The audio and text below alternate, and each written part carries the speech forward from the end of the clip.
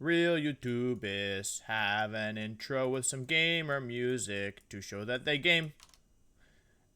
Okay, so hello, it's me, professional YouTubist, Wolfey. So I just struggled to say my name. No more questions, thank you. Anyway, so here's the deal. We had some really exciting news. Sorry, I haven't spoken much today, and so my voice is having trouble forming the words. We have some really exciting news that I wanted to share with you guys, because I think if you're a casual player or a competitive player, that's way too loud. If you're a casual player or a competitive player, I think that you'll find this interesting, and it probably is of some use to you if you haven't heard about it already. Before we start, though, I do want to say thank you guys so much for the support. We're really close to having 200,000 subscribers, which is insane. That's really wild to me. Thank you so much for the support, and yeah, if you're not already subscribed, please feel free to consider it. We're getting really close to 200k. I will get started on a Draco-ish cosplay at 200k. So if you like the videos and you want to support me, that's a really good way to do it. And we do have daily videos as well. I probably should mention that more. I upload a new video every day. So yeah. Anyway, with that being said, let's just get started, okay? So this is SarahB.net, and it has some news about max raid battles. What it says is that Wild Area event has now shifted in both Pokemon Sword and Shield. With this, Garbodor, Charizard, Duraludon, and Capraja have left the boosted raids, and with this, various Pokemon including Heat Rotom, Excadrill, Whimsicott, and more, themed around commonly used Pokemon in competitive, have been added.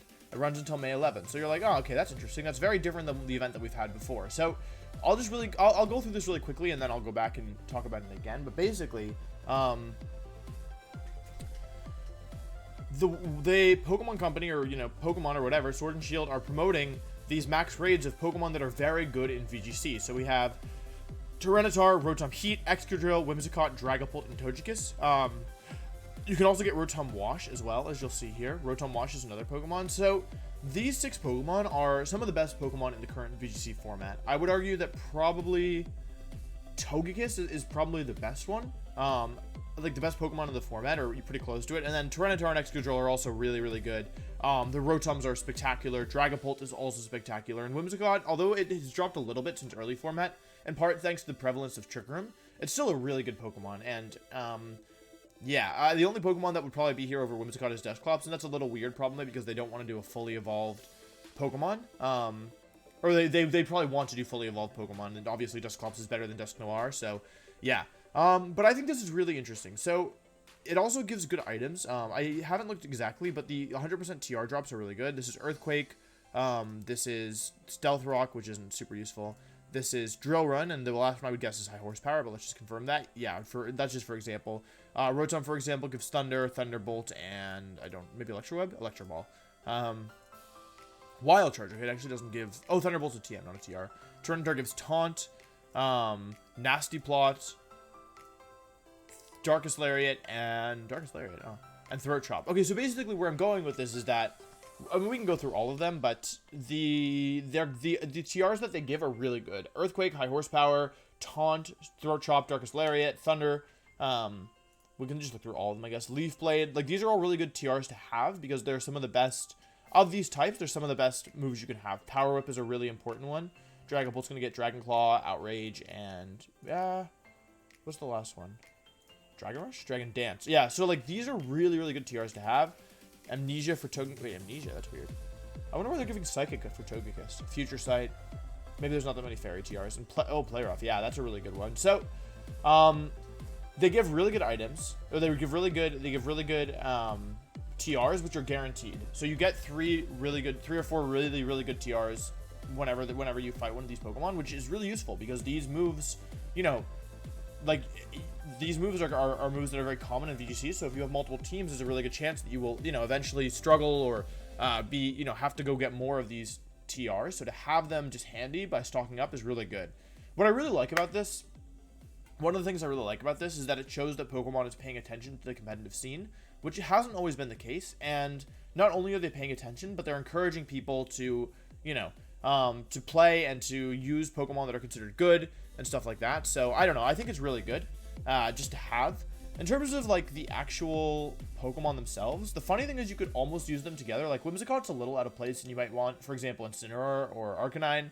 or maybe a Trick Room Pokemon. But you could actually, like, I could probably bring these guys on ladder and do pretty well with them. And actually with the Rotom Heat version, let's find it. With the Rotom Heat version, like, this is a decent team. You could have Fake Tears, Tailwind, Whimsicott. You could have actually like a slowish Tyranitar as part of a Trick Room. Like, you could use Tyranitar and Togekiss and that to combat Trick Room with Follow Me and then Crunch and stuff. And you could use Taunt Whimsicott, and you could do the Togekiss Dragon Bolt strategy that's really good.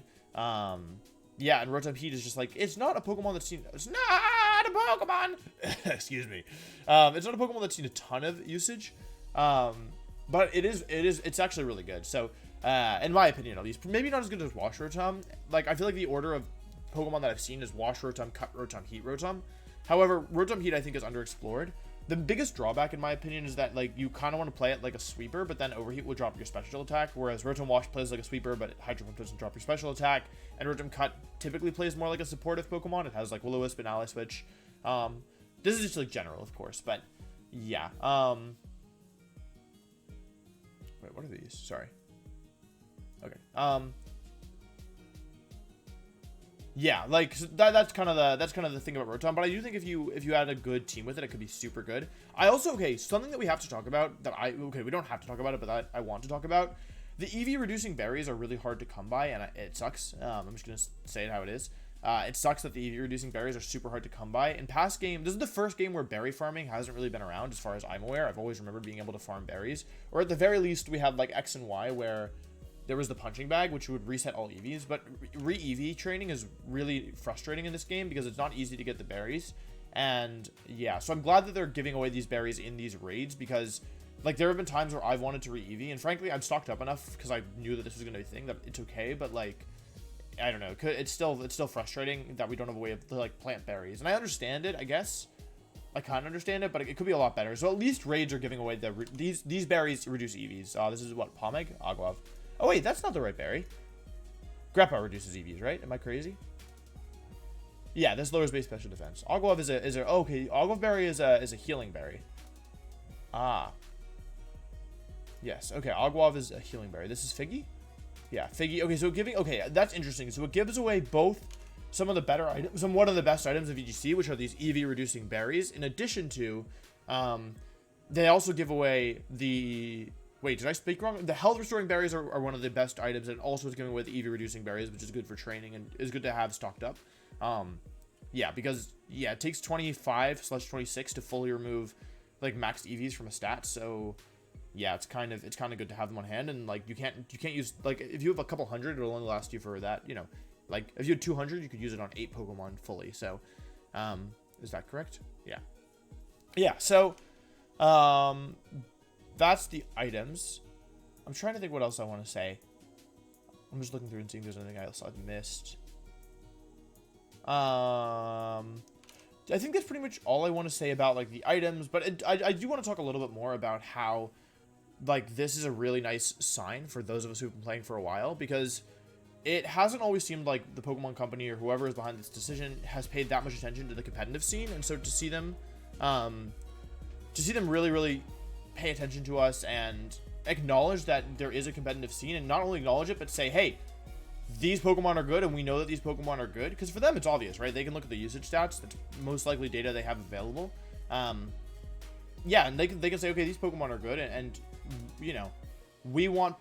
I feel like when you're a newer player at Pokemon, it can be intimidating to get into the game because you don't know which Pokemon are good, and stuff like that, and also, maybe you don't know what to expect either, like in terms of what's popular. So this kind of answers both of those questions for newer players, which is part of the reason I really like it, which is like, hey, you want to build a good team, but you don't know what's good? Take some of these Pokemon. You don't have to use all of them, sure, but if you grab, these, for the most part, these are Pokemon that are pretty versatile. So if you slap a Togekiss on most teams, it probably won't hurt. Most teams will benefit from some kind of Togekiss, right? Kind of same goes with the Dragapult.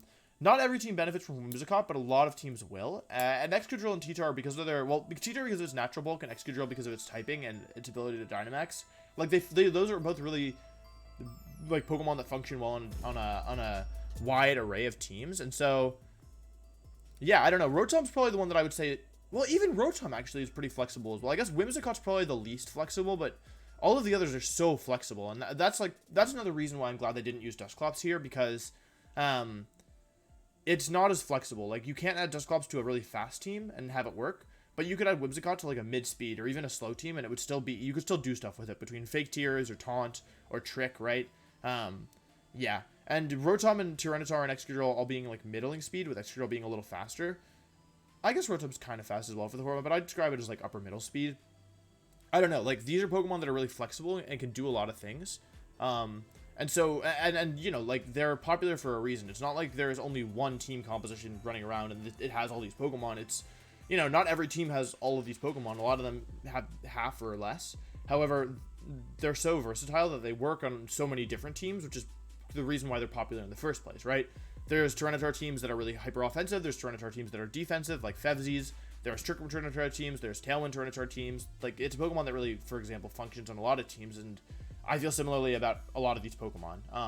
So that's why I like it from a beginner standpoint, but it's also nice from a competitive standpoint to say, hey, we know that we have competitive players. We know you all are using these Pokemon. Let's make it a little easier for you, right? Like, you want to, like, a 6 IV Dragapult? Here, we'll give you a 5 IV one. Like, hope it works. You use Bottle Cap if you need, you know? Like, you don't have to breed if you don't want. Or, yeah, like, you know, like, oh, you don't have a good Excadrill? Like, you haven't used Excadrill this season, but you know it's good and you're going to want to use it eventually? Grab one, right? Oh, like, Rotom is a Pokemon that you want to use in a bunch of different ways? Grab some Rotom, right? Like, why not? So I don't know.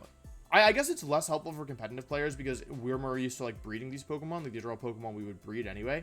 And, you know, like, it's not,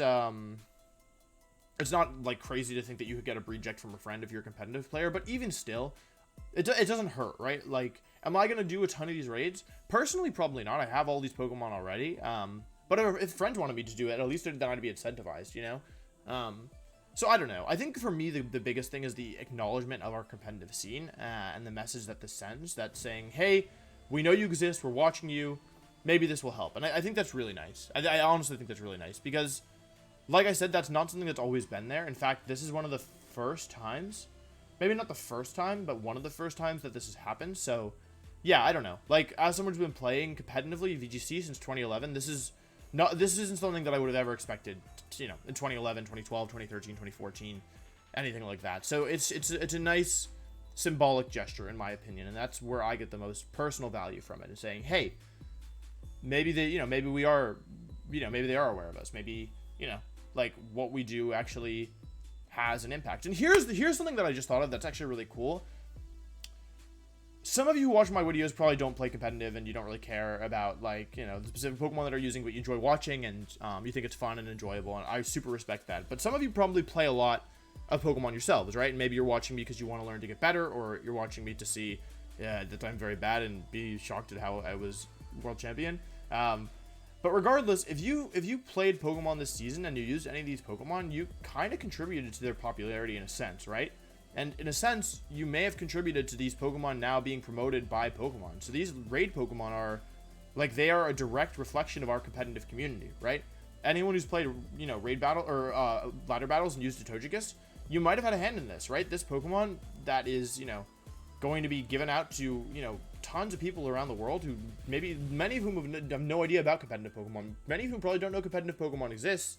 Maybe look at a Togekiss or an Excadrill or a Tyranitar, right, from these raids, and like, why is it Tyranitar? Why is it not, like, I don't know, Lucario, right? It's because as a community we decided these are the good Pokemon, and, you know, there's other bad Pokemon, but we're going to use the good ones, and these are the maybe not even bad, but, like, these are the best Pokemon, right? And so we're going to use them. And yeah, by doing that, now a reflection of our efforts and of our playing is be acknowledged by Pokemon, right? So each of these Pokemon that's given out is a reflection of the competitive scene, right? It's a reflection of the competitive community. So as a member of that community, you had an impact in that, and I think that's really cool. Not to get all philosophical, but I do think it's interesting, right? Like, you directly influenced a programming decision in a video game, right? I think that's kind of cool.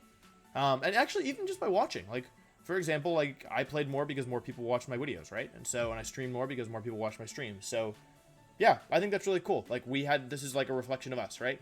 And even though I didn't do anything, and I didn't call Pikachu this time, and I didn't say, hey, Pikachu, can you put Rotom Heat for me in the gamey? I don't know. It's still a reflection of our efforts and of our gameplay. So I think that's neat. The last thing I want to talk about is, I think it's here. So, Sarah V. Joe tweeted, due to a coding bug, it's currently possible. I don't think this is true anymore. I think it was fixed, but I'm not sure. It's currently possible to get a drill bur with Hydro Pump. The 1-star drill bur raids in Shield presently have the move Hydro Pump. The Wash Rotom 1-star raids presently lack Hydro Pump, making me think it was an offset entry. So, Hydro Pump drill bur. Why Hydro Pump drill bur is a threat. Now, unfortunately, you can't use it on the ladder, but I'm gonna see what we can do here. But yeah, I think that's all I want to say. I know this is probably all over the place, but it's just me, so I hope you don't mind. But anyway, thank you so much for watching. Let me know what you think about the raise and about the fact that Pokemon's promoting competitive Pokemon. And yeah, I think that's it. I'll see you tomorrow for the next video. Goodbye.